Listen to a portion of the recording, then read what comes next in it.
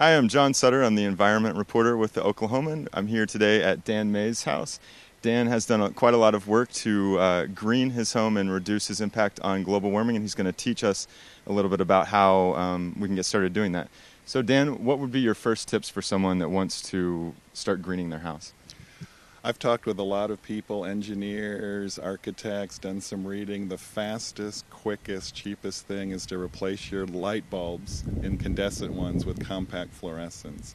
They use 2/3 less energy, they produce less heat, you don't have to change them out for 5 to 6 years, and you'll start seeing savings immediately on your electric bill. Inside his home, Dan puts the sun's power to work. Reflective solar tubes work like super skylights in his kitchen. They brighten things without burning electricity.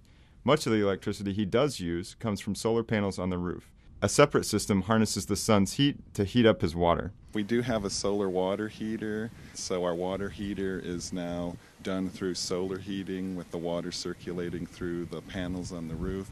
I also have a solar heater. It's basically a big box that's painted black, and that heats up, and there's a little fan that takes that heat down into the living room, and it keeps our house at about 70, 72 in the winter without running the furnace or the fireplace. Greening your home can be as simple as installing compact fluorescent light bulbs or filling your garden with plants that are native to Oklahoma.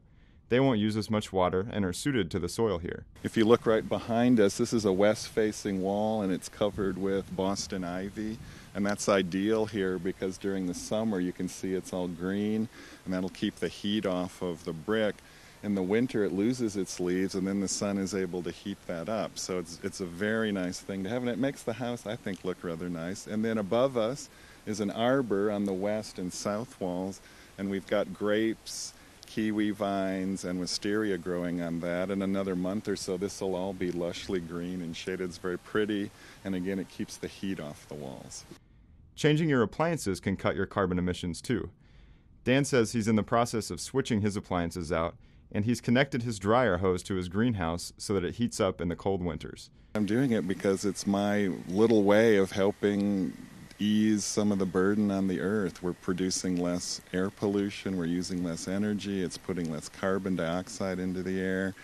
And we know that use of burning coal, which produces most of our electricity here in the state, is implicated with asthma and other health issues. So it's a good thing to do. For the Oklahoman, this is John Sutter.